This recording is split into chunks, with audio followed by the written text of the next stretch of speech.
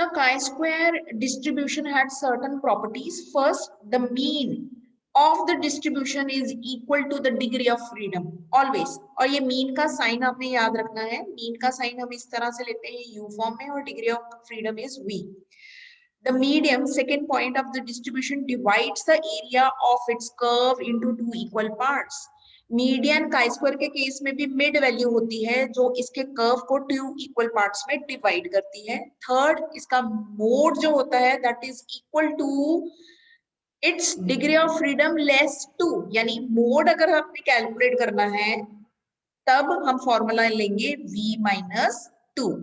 Fourth, अगर हमने standard deviation calculate करनी है that is equal to square root of 2 times of degree of freedom. तो degree of freedom अगर आपको पता है तो आप वहां पे मीडियन भी बता सकते हो, मीन भी बता सकते हो, मोड भी बता सकते हो, स्टैंडर्ड डिविएशन भी कैलकुलेट कर सकते हो, वेरिएंस भी निकाल सकते हो, जो कि फिफ्थ पॉइंट है. क्योंकि वेरिएंस मींस कैपिटल V है इसका symbol, is equal to twice the degree of freedom जिसका सिंबल स्मॉल v है.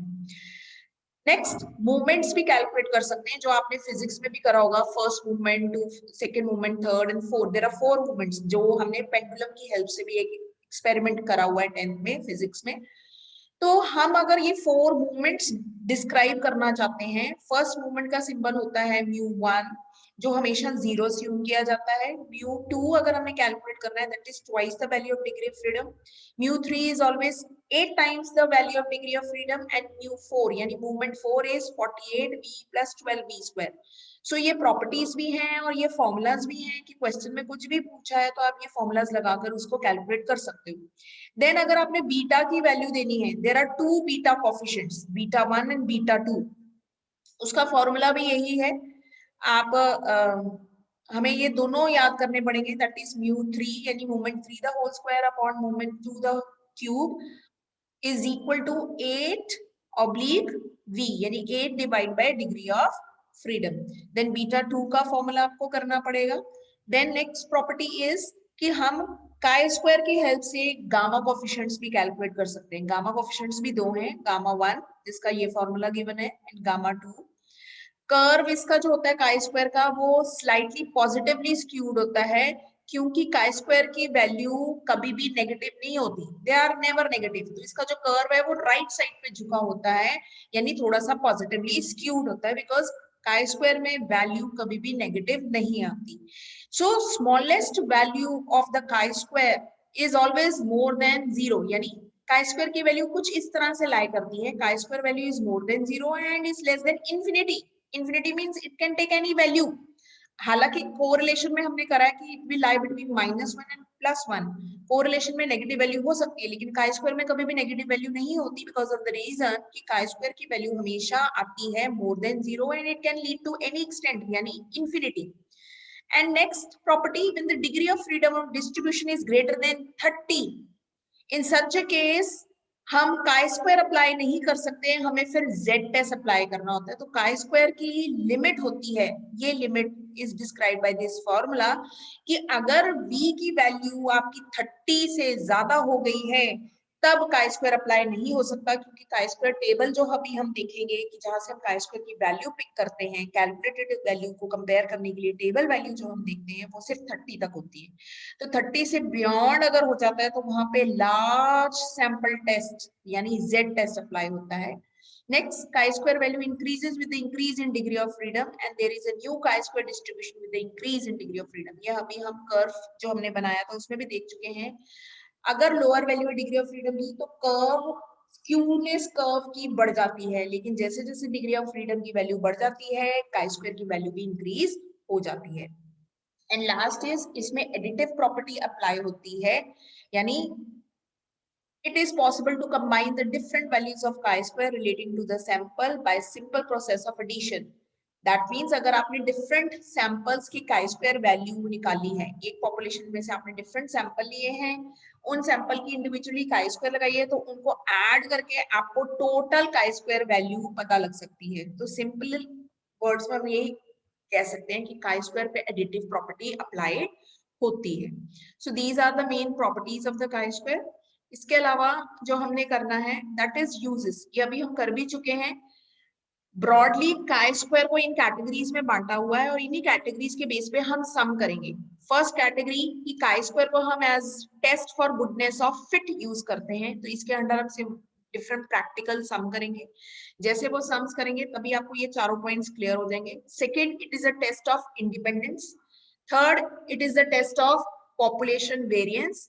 And fourth, it is a test of homogeneity. तो जब हम काई स्क्वायर के सम न्यूमेरिकली करेंगे तो उसको हम ब्रॉडली 4 कैटेगरीज में बांटेंगे और 4 कैटेगरीज के अंडर इसके न्यूमेरिकल करेंगे। First category is goodness of fit, second is independence of attribute, third is test of population and fourth is test of homogeneity. लेकिन ये टेस्ट अप्लाई करने की कुछ लिमिटेशंस हैं। वो लिमिटेशंस हैं, फर्स्ट, इसको हम कंप्लीटली रिलायबल नहीं कह सकते क्योंकि इसमें कोई assumptions ही नहीं होती। सेकेंड लिमिटेशन इज कि ये कुछ कंडीशंस में ही अप्लाई हो सकता है, जैसे हमने पहले भी डिस्कस किया कि जब हमारा डाटा हेट्रोजीनस है, हमारा कर्व नॉर्मल नहीं है, यानी कुछ कंडीशंस होनी चाहिए जिसमें ये अप्लाई हो सकता है। Third, it is not applicable to set of data shown as below which does not represent both outcome, यानी जब कुछ डाटा हमारा ऐसे है जिसमें frequency of occurrence and frequency of non occurrence, हर सिचुएशन में, सिंपल वर्ड्स में, अगर हमारा डाटा है which does not represent both the alternative, suppose हमने कहा ये मेडिसिन लेने से ये पेशेंट की ये चीज क्योर होगी और ये चीज नहीं होगी, यानी हमें दोनों सिचुएशन है, आइदर और। जब आइदर और वाली सिचुएशन हमारे पास है, उस सिचुएशन में ये काई स्क्वायर टेस्ट अप्लाई नहीं होता। ये भी आगे प्रैक्टिकल से आपको क्लियर हो जाएगा कि कौन कौन सी सिचुएशन में हम काई स्क्वायर अप्लाई कर सकते हैं। It is not possible to compute chi-square value on the basis of proportion, percentage and rates. अगर आपका डाटा proportion में है, percentage में है, rate form में है, तब भी chi-square apply नहीं हो सकता. And last limitation, its formula is designed that it does not allow for calculation of chi-square where repeated measurements or grouping are represented in one table. यानी अगर हमारा जो इंफॉर्मेशन है, हमारा जो डाटा है वो ग्रुप फॉर्म में है या कुछ इंफॉर्मेशन उसमें रिपीट हो रही है, ऐसी सिचुएशन में भी हम काई स्क्वायर अप्लाई नहीं कर सकते। तो इसकी कुछ लिमिटेशन, पहली लिमिटेशन ये है कि ये रिलायबल नहीं है, ये कुछ ही कंडीशंस में अप्लाई होता है।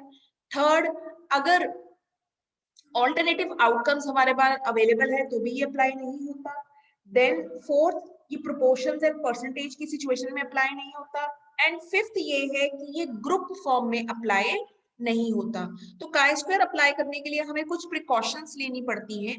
फर्स्ट प्रिकॉशन कि हमारी फ्रीक्वेंसी, सेल फ्रीक्वेंसी जो है वो 5 से लेस देन नहीं होनी चाहिए। ये भी सारी सिचुएशंस प्रैक्टिकल में हमें क्लियर हो जाएंगी। Then second, data given are in the original and absolute form, वो ओरिजिनल फॉर्म में डाटा होना चाहिए तभी हम काई स्क्वायर अप्लाई हो सकता है, यानी हम प्रोपोर्शन, परसेंटेज फॉर्म में अगर डाटा है तो हम काई स्क्वायर अप्लाई नहीं कर सकते। एंड मोस्ट इंपॉर्टेंट कि हमें हाइपोथेसिस पहले सेट करने पड़ेंगे। अगर हाइपोथेसिस सेट नहीं है तो हम काई स्क्वायर अप्लाई नहीं कर सकते। वो तो एक्चुअली ये तो कंडीशन हर टेस्ट में ही अप्लाई होती है। एंड फिफ्थ, कि हमें एक्सपेक्टेड फ्रीक्वेंसी जरूर चाहिए इसमें, क्योंकि हमने काई स्क्वायर टेस्ट में फॉर्मूले में फॉर्मूला क्या है, O minus E. O is actual जो हुआ वो तो हमें पता है, लेकिन हमारी एक्सपेक्टेड फ्रीक्वेंसी क्या है, E।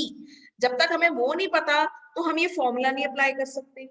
Then next difference is कि कई बारी observed and expected frequencies की calculation that may deviate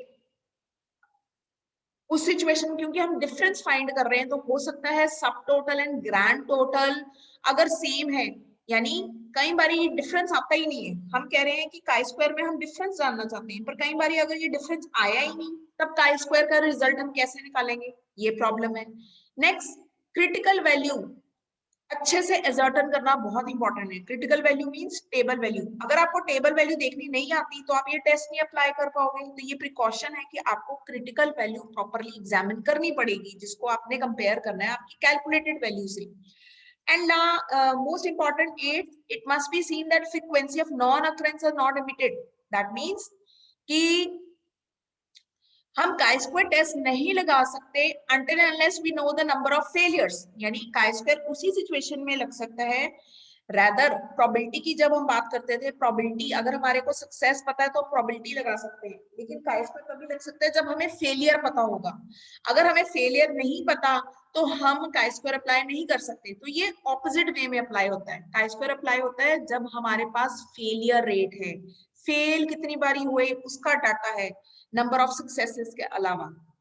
and ninth, it must be seen that repeated measurements are not made. ये हमारी लिमिटेशन भी है कि अगर एक डाटा बार बार मेजर हो रहा है, रिपीट हो रहा है, वहां पे chi-square अप्लाई करना थोड़ा मुश्किल हो जाता है। तो ये जो लिमिटेशंस हैं, ये जो प्रिकॉशंस हैं, हालांकि हमने अभी जस्ट रीड आउट करी हैं, लेकिन जब हम ये प्रैक्टिकली करेंगे तब आपको ये प्रिकॉशंस और इसकी लिमिटेशंस बेटर समझ में आ जाएगी।